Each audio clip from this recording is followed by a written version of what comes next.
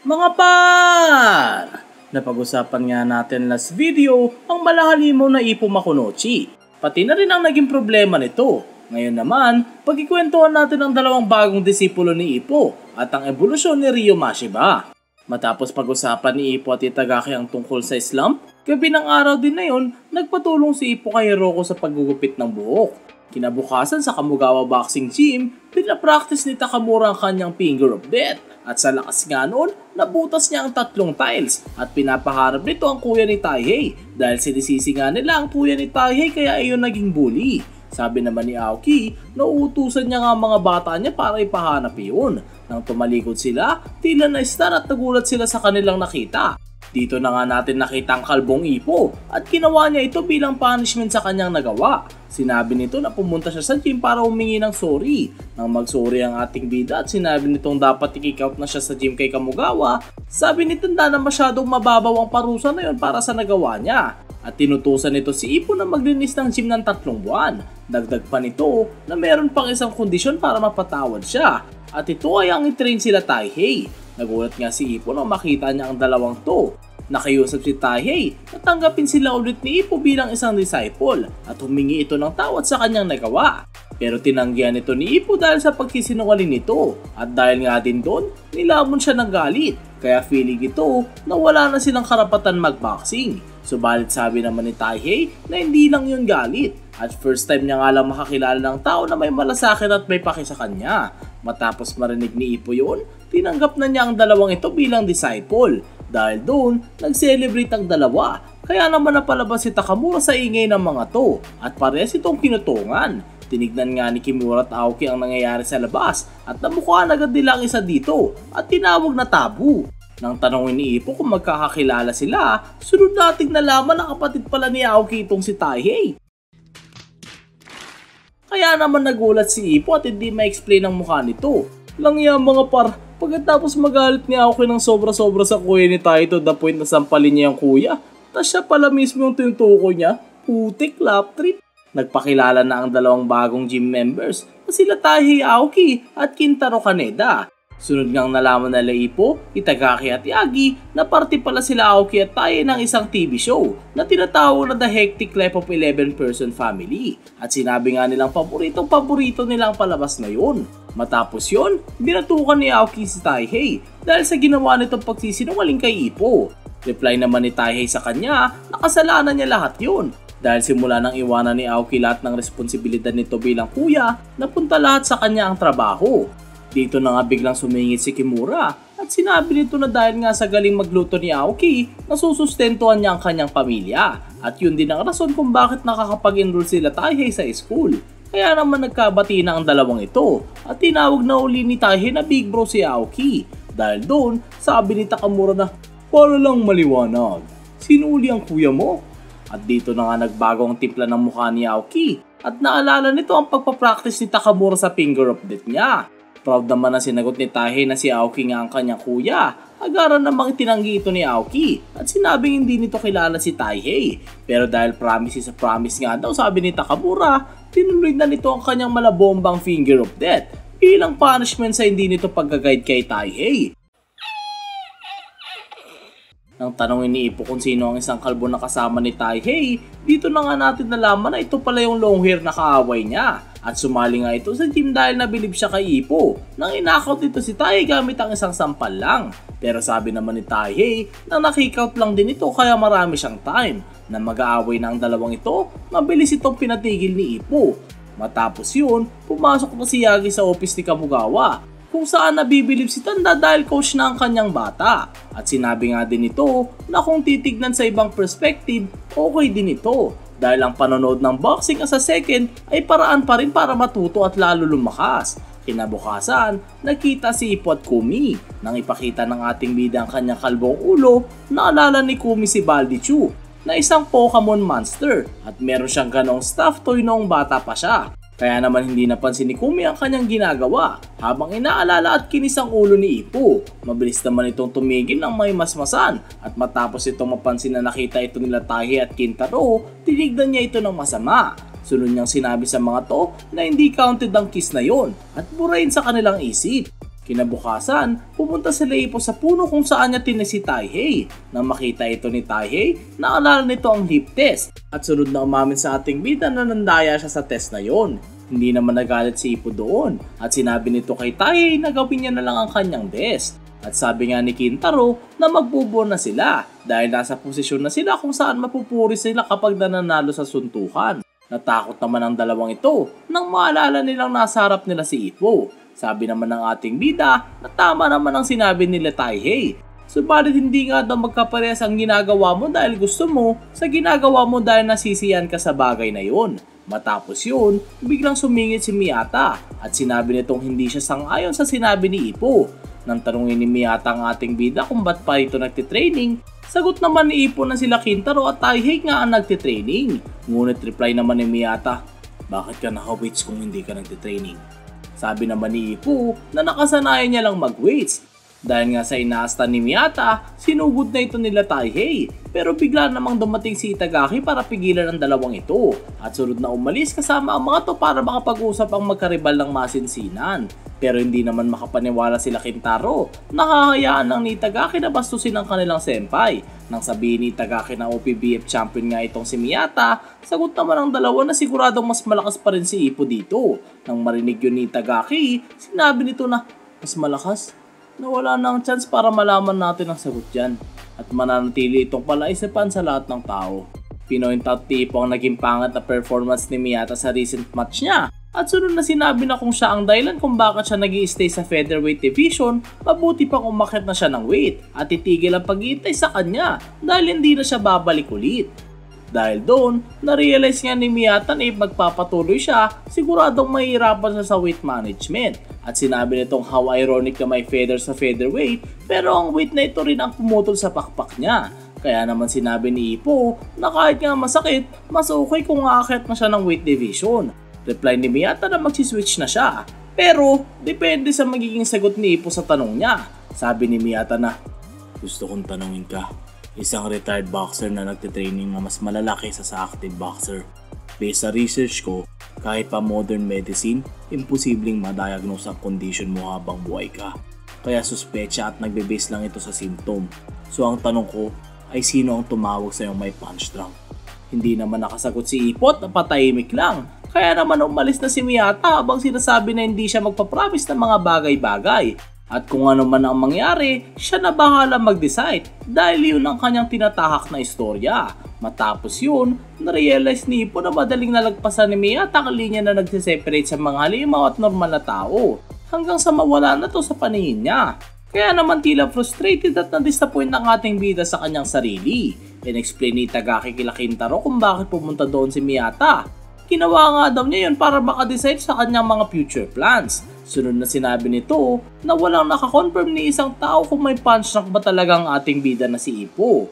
Pinili nitong mag-retire based sa mga suspicions lang at para makasama ang pinaka-importanteng tao sa buhay niya. Matapos yun, sa Makunochi Fishing Boat, tinanong siya ng isang customer tungkol sa boxing. Sagot naman ni Ippo na meron na siyang estudyante at kasabay niya ang mga to na nagtitraining. Sa daungan, napansin nila Taihei at Kintaro na nalitang pagbalik ng barko nila Ippo. Sinamahan naman ni Kumi ang dalawang ito at tinanong sila kung nakikipag-sparring ba sila kay Ippo. Nang malaman ni Kumi na hindi sila nakikipag-sparring, sinabi nito na mabuti yun dahil may punch drunk si Ippo. Kaya naman na-realize na nilang dalawa na si Kumi pala ang nagpupush at nagsasabing may punch drunk ang ating bida. Matapos takutin ni Kumi ang dalawang ito nang banggitin nila ang pangalan ni Miyata, nakabalik na si Ippo. Kinagabihan din ng araw na yun habang naglalakad sila Ippo, Taihei at Kintaro papunta sa Korakuen Hall. In-explain ni Ippo sa dalawa na kaya irritable si Kumi dahil may laban si Mashiba. Pumunta na si Mashiba sa arena at nakasalubong nito si Ippo. Nabanggit nga ni Ippo na narinig niya na handpick opponent ni Mashiba si Iga. At dagdag pa nito na malakas ngang boksingero iyon. Pero hindi naman nagsalita si Mashiba at pinanggalang nito si Ippo. At tila tuwang-tuwa at excited dito sa paparating na laban. Kaya naman na-realize ng ating bida na yun nga ang rason ni Mashiba kung bakit niya ito pinili. Dahil malakas na boksingero si Iga. Sa loob ng stadium, in-explain nito sa dalawa kung ano ang Korakuen Hall. At ito nga daw dapat ang kanilang i-goal, ang maging 8-rounder boxer para makalaban sa stadium na yon. Sabi naman ni Taihei na naaalala niya ang Korakuen Hall dahil doon nga pinagtawanan ng kanyang kuya na si Aoki. Pero sabi naman ni Ippo na si Aoki nga ay totoong professional boxer dahil napahype pa rin ito ang mga audience. Dahil as a professional, isa sa mga goal mo ang masulit na mga fans ang kanilang binayad sa ticket. Matapos yun, sinabi ni Ippo na dapat kang mag-focus si Taihei sa main event dahil ang makakalaban ni Mashiba ay ang goal na talunin ni Aoki. At sunod itong sinabi na panoorin kung gaano kalakas ang gustong talunin ng kanyang kuya. Biglang pinakita si Aoki na masinsinang nagdadasal na sana matalo si Iga sa laban para hindi makapasok sa world ranking. Dahil pag naging world ranker si Iga, wala na siyang chance na makalaban ulit ito. In-explain nito kay Kimura na siya at si Sawamura nga ang dahilan kung bakit napili kalabanin ni Mashiba si Iga. Dahil nga kung nahirapan daw siya kay Kimura at natalo via disqualification kay Sawamura, hindi niya matatawag ang kanyang sarili na pinakamalakas na lightweight sa Japan. Nabanggit nga ni Ippo ang lakas ni Iga to the point na ito ang napiling kalabanin ni Mashiba dahil kapag natalo niya ito, iyon na magsisilbing patunay na handa na siya sa world class fights. Dagdag pa niya na isa sa magiging problema ng champion ay ang coach ng challenger na si Baron Kurita dahil according sa report ni Fuji, sinabi ni Baron na merong 3 weakness si Mashiba na magiging sanhi ng kanyang pagkatalo. Pumasok na si Mashiba at Iga sa ring at na magsimula ang laban, mabilis na ginamit ng champion ang kanyang hitman style.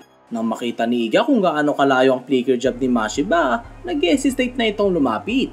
Nagalit si Baron dahil hindi ito sumusunod sa kanilang plano. Pero sabi sa isipan ni Iga na mas mahaba nga ang mga flicker jab ni Mashiba kaysa sa kanilang pinagpraktisan. Subalit nang isignal ni Baron na kalimutan na nito ang kanyang emotion, nagaran pa rin itong sumugod. Kaya naman sunod-sunod itong nagtapo ng mga solidong flicker jabs. Pero kahit nga nangyayari yun, di na wala pa rin nararamdaman na sakit itong si Iga. Kaya naman naiirita si Mashiba dito. Nang makapag-adjust na si Iga sa mga flicker jabs, nag-peekaboo stance ito at nagsimulan na itong makalapit pa unti-unti. Within range na si Mashiba, subalit nagpakawala ng chopping right ang champion na nailaga naman ng challenger. Pero bago pa makapagpakawala ng counter si Iga, kinulantang at pinatigil ito ng maladinamitang uppercut na nagpabagsak dito. Tila hindi naman nagulat si Ippo at expected niya ang mangyayari dahil effective nga ang move na yun sa mga kagaya niyang sumusugod. Na-disappoint at nagalit si Baron sa kanyang nakita dahil may emotions pa rin itong si Iga. Kaya naman galit nitong sinignal na i-turn off niya na ang kanyang emotion. Nang makatayo si Iga at magsimula ulit ang laban, nagpakawala ng sunod-sunod na flicker jab si Mashiba hanggang sa masira nito ang depensa ni Iga. Matapos yun, sunod na ba na kumonek ang champion ng right straight na nagpatalsik kay Iga sa lubid. Nagulat nga sila kay Mura sa kanilang nakita dahil binasag ni Mashiba ang depensa ni Iga gamit ang uppercut. At nag-follow up ng straight na mala textbook boxing dahil ang estilo nga ni Mashiba talaga ay pahirapan ka mula malayo. Kaya naman na-realize nila ng OPBF lightweight champion na si Mashiba ay nag-evolve na at mas lalong lumakas. Nang nasa rope na nga si Iga, nag-prepare na ng finishing blow si champion. Subalit biglang nagpakawala ng mahinang body blow ang challenger. Kaya napatigil ang suntok ni Mashiba. Nang mangyari yun, nagulat si Mashiba at napaisip kung bakit ang hina ng suntok na yun. Naninibago nga ito dahil ang mga ganong suntok kagaya ng kay Ippo ay tumatagos hanggang buto. Pero nang babawi na si Mashiba, napansin nito na nakahanda na ang right punch ni Iga. Kaya naman mabilis na nag-step back si Mashiba para dumistansya at doon na natapos ang first round. Sa corner ni Iga, hindi ito pinayagan ni Baron uminom ng tubig at sunod na sinampal dahil daw pinapaya siya nito. Tapos i-remind ni Baron kay Iga na siya ang dahilan kung bakit naging successful boxer ito nagsimula na ang round 2. Sabi nga ni Ippo na parang may kakaiba dito kay Iga pero hindi niya masabi kung ano. Dahil nung bago nga matapos yung round 1, meron itong binalak na gawin. Sinumulan na ni Mashiba ang kanyang pamatay na flicker jabs. Habang si Iga naman ay sinusubukang ilaga ng mga to habang nakapikaboo style at unti-unting lumalapit. Pero minsan nga may mga kumukonekta pa rin ng mga suntok. Subalit hindi ito nagpapatinag at tuloy pa rin ang pagsugod hanggang sa makalapit siya. Agarang nagpakawala ng left body blow si Iga na madaling nasalag ni Mashiba. Pero tila part of the plan ito ng coach at sunod na nag-follow ng right overhand at nakita na nga natin ang kanilang plano na dragon fish blow. Nagulat nga sila Ippo nang makita ito at nasisiguro nilang kukonekta ang suntok na iyon. Ngunit, mabilis na yumuko si Mashiba para ilagan ng suntok na yon. Nabilib nga si Kimura dahil binisikan lang ni Iga ang preparation sa Dragonfish Blow. Dahil nung kalaban niya si Mashiba, hirap na hirap siyang makakuha ng tsansa na magamit ang combination na yon. Natuwa nga si Ippo dahil ito ang patunay na na-adapt na ni Mashiba ang mga experience niya sa mga past matches. Pero biglang pinakita si Baron na tila may balak na masama at sinabing hindi pa daw nagtatapos ang kanilang plano. At sunod nating nakita na na-headbutt ni Iga si Mashiba na naging sanhi ng pagbagal nito at sunod na kumonekta sa depensa ng champion ng mga suntok ni Iga.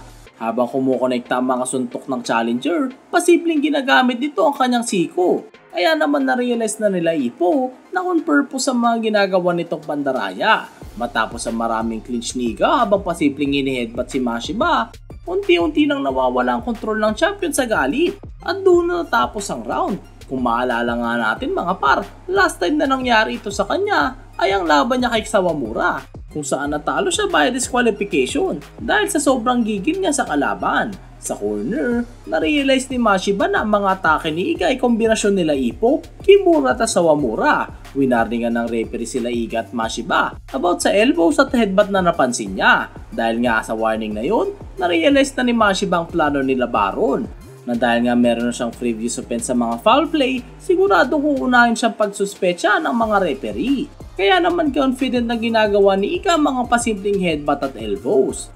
Tuwang-tuwa naman si Baron dahil successful ang kanilang plan na inisin nito si Mashiba. At dalawa nga lang ang pwedeng maging senaryo. Ito ay mag-self-destruct sa galit ng champion at ma-disqualify o bumagsak ito dahil sa mga natatamo niyang damage sa panga. Pinakalma naman si Mashiba ng kanyang coach at sinabihan na magboxing na kagaya ng isang tunay na champion. Matapos marinig yun ni Mashiba, naalala nito ang kanyang past kung saan ni isa walang nagtiwala sa kanya kundi si Kumi at palaging napagbibintangan sa mga bagay na hindi niya naman ginawa. Kaya naman nabanggit niya na tama nga ang kanyang coach. Sinunod niyang sinabi na ipapakita niya na mali ang desisyon ni Iga na i-foul siya at ipapakita din ito kung sino talaga ang totoong Grim Reaper. Nang magsimula ang round 3, nakita ni Mashiba sila sa Sawamura, Kimura at Ippo sa likod ni Iga. Kaya naman mas lalo itong nagalit. Pero bigla din itong kumalma nang maalala niya ang kanyang mga karibal at nag-decide na dodurugin ito ang tatlong boxer na nakikita niya at sunod na magbumubol papuntang world class fights. Sumugod na uli si Iga habang naka-peekaboo style pero mas nagiinit na si Mashiba at gigil na gigil ito na ipakita ang bagong version ng Grim Reaper at sunod na kumonekta ng mga malabombang flicker jabs pero hindi pa din nagpapatinag si Iga at patuloy pa rin ang paglapit. Nang makalapit ng challenger, sabi nga ni Mashiba na ganyan din ang ginawa ni Ippo at walang sawang sumusugod sa kanya at sunod na kumonekta na naman ng maladinamitang suntok. Pero hindi pa rin tumigil si Iga at kinapit na nito ang Dragonfish Blow. Madali itong inilaga ng champion habang naiinis dahil naging malakas lang daw si Kimura sa boxing noong nakalaban niya ito. At sunod itong kumonekta ng left short hook. Nang gagamitin na ni Iga ang pasimpleng headbutt, inilaga nito agad ni Mashiba. Pero sabi nga ni Baron na hindi pa doon natatapos ang kanilang plano at nag-follow up si Iga ng elbow. Pero pinara ito ni Mashiba gamit ang kanyang kanang kamay at sunod na kumonekta ng solidong left uppercut counter. Tuloy-tuloy nga nagpakawala ng mga iba't ibang suntok ang champion sa mukha ng challenger at ginamit nito ang flicker jabs hanggang sa ma-corner si Iga. Dito na nga sinabi ng champion sa kanyang isipan na ito nga ang gusto niyang ipakilala sa lahat at siya ay isang boxer. Pumagitna na sa kanilang referee at nagresulta sa KO win ni Mashiba at dito na-realize ni Ippo na ready na talaga si Mashiba sa world class fights. Pagkatapos ng laban, nairita si Mashiba nang tanungin siya ng interviewer tungkol sa kanyang next na makakalaban. Sunod namang tinanong ng interviewer ang rumors tungkol sa tatlong weakness daw ni Mashiba. Sabi ng champion na okay nga daw ang naging plano ni Baron at Iga pero kurang sila ng isang weakness. Matapos yun, tinanong naman ito si Coach Toho tungkol sa kanilang mga plano in the future. Sagot naman ni Coach na i-relinquish na nila ang OPBF lightweight belt at magpo-focus na sa mga world class fights. Sa labas ng Korakuen Hall, napag-usapan nga nila Aoki at Kimura na sikat na itong si Mashiba. At dagdag pa nila na nalesin lang ang pagiging mainitin na ulo nito. Nang mapatanong nga sila kung sino ang fourth weakness na sinasabi ng Grim Reaper, energetic na sumingit si Ippo at sinabi nito na si Miyata iyon dahil ito ang first time na natakot si Mashiba noong nakalaban niya ito during East Japan Rookie King Tournament. At dahil nga daw sa napanood ng ating bida, na-realize niya na kung bakit siya natalo sa kanyang laban. At doon na muna magtatapos ang ating video. Lang iyan mga par, isa-isang sinulusyon na ni Mashiba ang kanyang mga naging weakness, no? Malupit din talaga tong si Grim Reaper eh. Tas mga par, ano kaya sa tingin nyo ang na-realize ni Ipon na naging rason kung bakit siya natalo? Comment nyo nga na mapagkwentuhan natin yan. O paano? Abang-abang na lang mga par para sa next video. Kaya huwag kalimutan mag-like, subscribe, at pindutin mo na rin ang bell button para lagi kang updated. Ako nga pala uli si Yawa Senpai. Hanggang sa muli mga par!